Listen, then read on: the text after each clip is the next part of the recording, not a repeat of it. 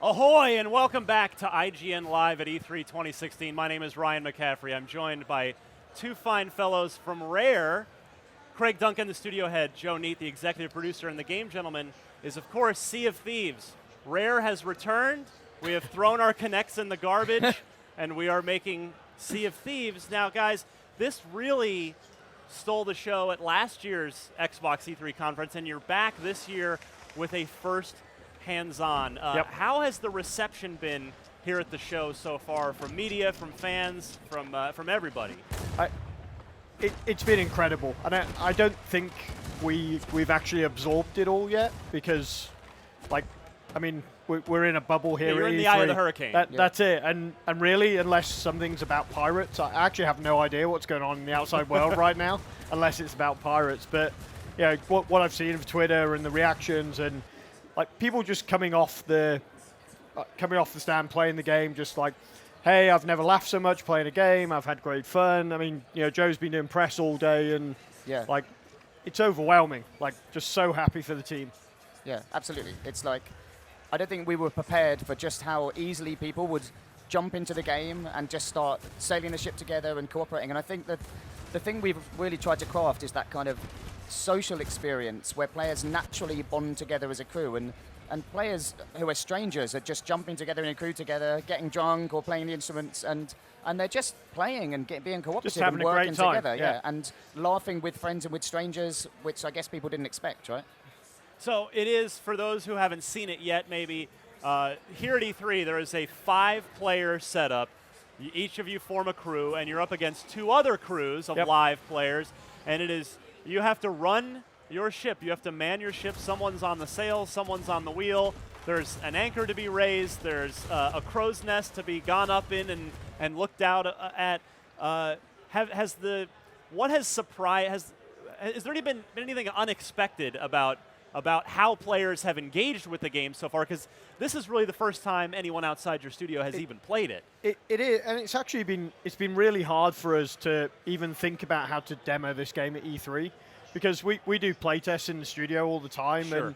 and when we play, we'll set an hour aside, and we'll be still playing 3 hours later, and it's like, how do you get that into a 15-20 minute experience? So, as you say, we've got a shared world. We've got 3 ships of 5 people on each crew, and that's just an arbitrary kind of E3 thing we've set. It'll be a giant world with countless players in it, right? That's it. And Joe, you can probably take the just the grander vision, but for us, it's really about players doing what they want to do in the world, and really making, the reason I rocked the Goonies t-shirt in the briefing was that's all about friends going on adventures together, and it's your crew against the world, and we really want that feeling. But yeah, and so I think the kind of the cinematic trailer that we showed as part of the briefing, that shows the grander vision for the game. Right, the vision from of last year. Yeah, this year. The cinematic. This year's trailer was, cinematic frozen moments in time. Right, okay. So that's where our kind of grander vision of what's to come is, right? And so in this game, this is like a snippet of the experience, right? What we're showing on the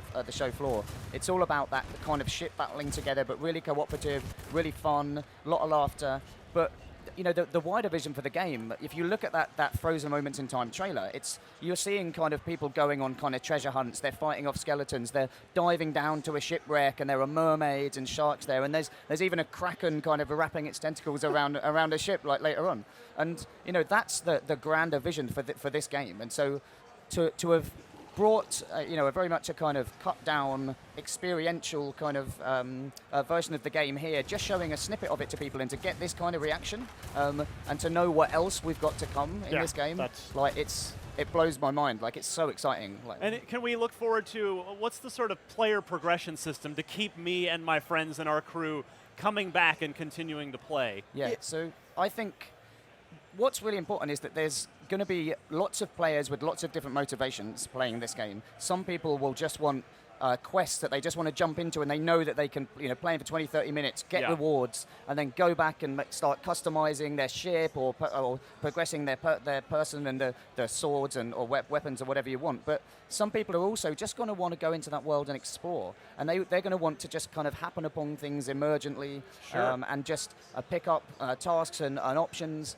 and just get that reward for really just exploring this beautiful world. And then some players are going to want to play socially and just they're just going to want to have fun, fill their boat with just loads of musical instruments and booze, and then just go sailing out on the party ship, right? That's it. And so, whereas some are just going to want to go around and hunting other players and kind of taking them down and stealing their treasure that they've kind of got.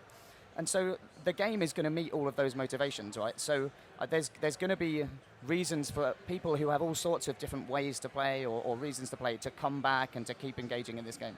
Will there be an economy like with gold? You get your treasure, and then will I spend that on gear? How's that going to work? Yeah, exactly that. Exactly as you'd expect, really. Because treasure's important for pirates. Right, exactly, right. Yeah, all pirates want to be wealthy. They want to have treasure. They want to have gold. And I think just adding to what Joe said before, what's incredible about our game, and I've never played anything like this, is you set out to do one thing. You set out to go on maybe you find a treasure map. You're going to go out and find that island, go and dig up that treasure.